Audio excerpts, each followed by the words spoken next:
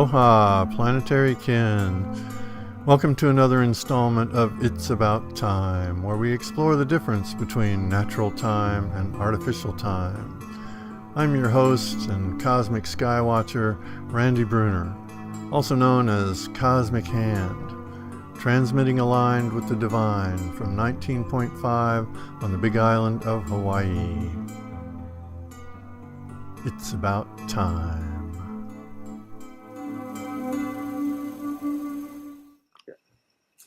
Aloha, planetary kin. In this installment of It's About Time, we're going to be sharing with you about the energies leading up to the Great American Eclipse. The full moon right before and the full moon that has just passed are building up energies towards what's going to happen at the Great American Eclipse. So one of the things to understand about a solar eclipse is that there's an almost perfect alignment of the sun and the moon. That's what's required for the moon to exactly cover the sun. It's not coincidental that the moon is exactly the same size as the sun, when it passes in front of it. It's a proportional thing for this solar system. So we can have that when there's a perfect alignment. When that perfect alignment happens, it also includes the moon. And so when the moon comes around to be full, it will also be eclipsed because of the perfection of that alignment. And so there's a full moon lunar eclipse always associated with a solar eclipse because of the perfect alignment of the planets. And so when we look this time, it's before the solar eclipse. The lunar eclipse comes before the solar eclipse this time. So essentially, the lunar eclipse is a setup for the solar eclipse, because in both cases, an eclipse happens and the light is taken away. The moon goes dark, the sun goes dark. So the eclipses are associated with each other. When the light of the moon is taken away, it exposes the subconscious doorway. The exploration of the subconscious is possible at the time of the eclipse. And when the light of the moon takes away the light of the sun, then that's also opening a doorway. But it's opening a doorway through the feminine into the masculine. So that's part of the key of a solar eclipse, is that the moon, the feminine, takes away the light of the sun, the patriarch, the God.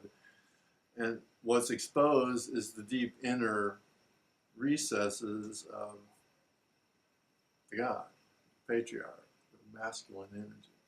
And so both those are being exposed in this process. And what inspired me to do the last video that I did was because I saw that because there's a process from the lunar eclipse to the solar eclipse, that we could hold some energy while that process is going on and actually participate in change for the better. That's what's happening. We can take this opportunity to change for the better. The setup that I talked about in the previous version of It's About Time, is over many years. Now, this is a culmination of that opportunity. The planets are allowing us an opportunity to see into the subconscious, expose the dark of the subconscious to the light of peace, love, unity, compassion. That's what we're asked to hold. And that is exactly the vision of the 60s. Okay, peace, love, unity, compassion, those are the precepts. I mean, that's what make love, not war means. Unity, compassion, love, peace. And so if we hold those energies from the full moon lunar eclipse to the new moon solar eclipse, we'll be holding in place a new paradigm. This gives us an opportunity to actually participate, to hold in place a new paradigm for a brief period of time between two eclipses. And what I'm saying here is that, well, compassion is the key. The feeling for each other is the key that we need to hold between those two eclipses. If we can hold compassion, and what I would say to you is that what I spoke about in the previous video, during a disaster, people are pulled together. And that's what I'm asking the feeling to be. Imagine how you felt when you felt for someone who was suffering. Because, yeah, a lot of people are suffering. I mean, this type of a change is, you know, asking something to change that's been around for a couple thousand years. It just wants to keep going round and round and round. Okay? Every time it goes around, it's the same. Okay? The point is here, it doesn't have to go round and round. It's not just a circle, but it's a cycle. Okay? And the nature of a cycle is that you can spiral up. Instead of staying the same, every time you go around, you can step it up by going around. Each time you go around, you can raise your frequency rather than stay the same. And that's what's happened. That's why we have history, because the same thing keeps happening over and over again. It's the same circle just spinning around and around instead of raising up each time it goes around. Learning from what happened in the previous one, how to do it better, or at least differently, to grow and expand. That is the key here. We're given this opportunity to spiral up. And it's through the power of love and what we've been holding, you know, since the Pluto-Uranus conjunction of the 60s, is that type of a thing. So here, I want to show you how we can do it. Like, you can look right at the chart and it shows you this is what's going on in the sky. If you play as above, so below, this is what you can get out of it. So the thing about the charts of the full moons is that they are like playing a setup role for the solar eclipse. So let's look at the chart of the next coming full moon, the lunar eclipse. On that day, it is yellow spectral warrior in the Mayan calendar. Yellow spectral warrior in the Mayan calendar is the power of liberation. The spectral tone dissolves, lets go, so that we can be liberated. That's the energy of the lunar eclipse. Okay, and the warrior is not the warrior who picks up the sword and comes charging in, but the warrior who says, wow, what's wrong with this picture? You know, it's the warrior is the one who questions with the power of intelligence. They look with intelligence and say, wow, what's going on? What? You know, let's do this differently. And then they have the fearlessness to say, let's do this differently. You know, that's the spiritual warrior. That's the energy of the lunar eclipse setting up the solar eclipse. And so when we look at the astrological chart of that day, we see a very interesting and unique configuration. It's basically a grand rectangle. It's two trines and two sextiles directly laid across the opposition of the sun and the moon. And so the grand rectangle has two oppositions within it as well. What I'm saying about this is these are positive aspects, kind of boxing in or holding together what's being pulled apart by these oppositions. Each of these oppositions is opening something up, pulling it apart, exposing it to the light. And like I said, we have a direct opposition. It's the full moon. That's what the full moon is. Moon opposite sun. But the sun is conjunct Mars as well. And with the moon opposite sun conjunct Mars, this is the opportunity for the goddess to expose the darkness behind the patriarchy. And when the darkness behind the patriarchy is exposed, but it's held in a nest or a net or a geometric form of peace, harmony, love, joy, unity, compassion, that's what it falls into. When it's pulled apart and exposed, it's exposed to the light. And the light makes the darkness go away. And it has a new form that it can fall into, which is a form of harmony. And yes, it's harmony over the top of conflict. You know, I mean, opposition, I mean, they don't want to let go. The darkness doesn't want to be exposed. But that's the point of the oppositions. They pull these things open, so you got to look at it. And the other oppositions that we're talking about here is the opposition of Venus and Pluto. Venus is the goddess, and Pluto is the power of transformation. So Pluto and the power of transformation, along with the goddess, is pulling apart the center of this situation as well. And then the other opposition is Mercury opposite Neptune. And that's pulling open, you know, the darkness behind why we haven't seen the dream. I mean, Neptune is the dream of peace, harmony, love, joy, happiness. Mercury is the power of communication. If we're communicating about the dream of peace, love, joy, and happiness, we're exposing what has kept it from happening. And that is what falls into this square and into this triangle over here. I mean, these are stabilizing elements for the oppositions that are taking place. You know, instead of it just coming apart, it's coming apart and reforming into something more.